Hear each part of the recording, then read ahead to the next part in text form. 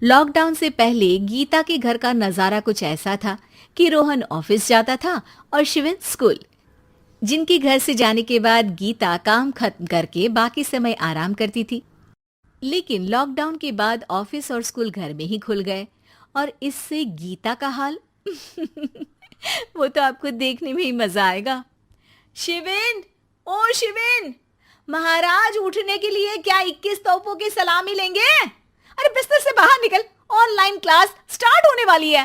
अरे तुम भी हद करती हो, स्पीकर की तरह चिल्लाने की क्या जरूरत है? दिख नहीं रहा मेरी कॉन्फ्रेंस चल रही है। अब कैमरा और स्पीकर ऑन कर रहा हूं, मुझे कोई शोर नहीं चाहिए। इस पर जैसे ही रोहन लैपटॉप का कैमरा और स्पीकर ऑन करता है तभी कुकर की सीटी बजती है। करा लो अब इसे चुप। लॉकडाउन नहीं हुआ, मेरी मौत का फरमान जारी हो गया। दोनों बाप बेटे ने नाक में दम किया हुआ है। ऐसा बोलकर गीता वहां से शिविन के कमरे में पहुंच जाती है, जहां शिविन अभी भी सो रहा होता है। ओ आलसी, अब अगर 5 मिनट में नहीं उठाना तो आज तेरा गेम और यूट्यूब कैंसिल। माँ की बात सुनकर शिविन बिना 1 मिनट गंवाए उठ खड़ा होता है। उठ गया, अभी नहाकर भी आता हूँ। ये नाटक कहीं और, मुंह पर गीला कपड़ा मार और पढ़ने बैठ। शिविन की ऑनलाइन क्लास स्टार्ट हो जाती है, जिस पर गीता उसे वहां बिठाकर रसोई में चली जाती है। थोड़ी देर में उसे कमरे से कुछ आवाज सुनाई देती है, जिसे सुनकर वो कमरे में वापस आती है। हाय राम, तुझे क्लास अटेंड करने के लिए बोला था, कैमरा ऑफ करके बिस्तर पर नाचने के लिए नहीं बोला था। मम्मी मुझे कुछ समझ नहीं आ रहा, आप बाद में पढ़ा देना ना, वैसे भी अटेंडेंस तो लगी गई है। हाँ हाँ बेटा, जरूर बन जा। तू अभी से हम सबका बाप बन जा। अरे नहीं मतलब कहाँ से लाते हो इतना दिमाग, और पढ़ाई करते हुए ये चला कहाँ जाता है? नाइस क्वेश्चन, दिमाग से पूछकर बता दूंगा। शिविन की बातों से परेशान होकर गीता उसे मारने के लिए जैसे ही आगे बढ़ती है तभी वो कमरे से बाहर भाग जाता है। अब शिविन आगे आगे और गीता हाथ में चप्पल पकड़े उसके पीछे पीछे पूरे घर में दोनों घूम रहे होते हैं। इसी बीच वो रोहन के पास पहुंच जाता है और शिविन को मारने वाली चप्पल रोहन के लैपटॉप पर जाकर गिरती है। ओए माँ! मम्मी, अब पापा को चप्पल मार रही हो? वो आज तक के रिपोर्टर, चुपचाप जाकर क्लास अटेंड कर ले, नहीं तो अगली तेरे पीछे लगेगी। इस पर शिविन वहां से चला जाता है, जिसके बाद रोहन गीता से कहता है, इस सर्कस के लिए कुछ बोलना चाहोगी?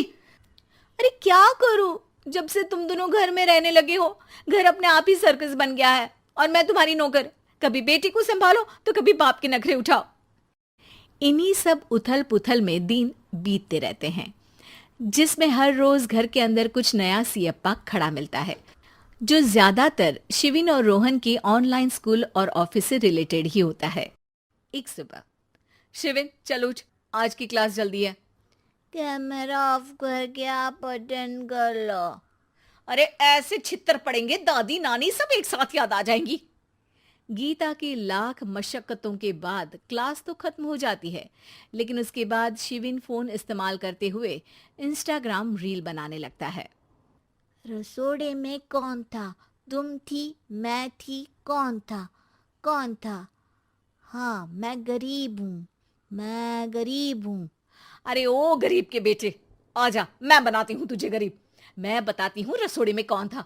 पढ़ाई करने बोलो तो इनकी माँ मर जाती है, और ये पागलपंतियां जितनी मर्जी करा लो।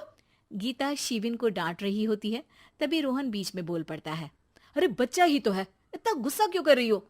बेटे का साथ देने की इसी एक कोशिश में अब शिविन के साथ साथ रोहन भी गीता के गुस्से की सूली पर चढ़ जाता है। अगर बेटे पर इतना ही प्यार आ रहा है तो इसे क्लास अटेंड क्यों नहीं कराते, इसका होमवर्क क्यों नहीं कराते? उस समय तो बहुत जल्दी मीटिंग आ जाती है, वो काम मैं करूं और यहाँ इस बेफिजुली की चीज में तरफदारी करके बन जाओ महान। हे भगवान, कोई तो इनके ऑफिस और स्कूल खुलवाओ, मैं इन्हें और घर में नहीं सह सकती। अरे कुछ और मांग लेती, क्योंकि तुम्हारी ये विश इस साल तो पूरी होने से रही, कोरोना। हाय नास बेटे ने जिंदगी ही बर्बाद कर दी। खाए कोई पचाए कोई, कल मुझे चुन चुन कर सबको मेरी बद्दुआ लगेगी।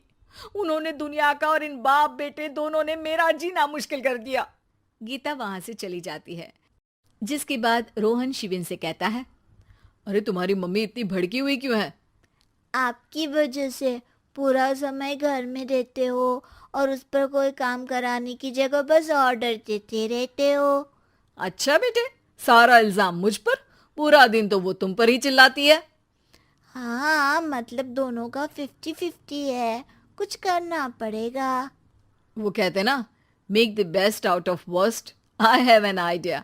वैसे तुम्हारी माँ सही कहती है, बहुत जुबान चलाने लगे हो, कम बोला करो।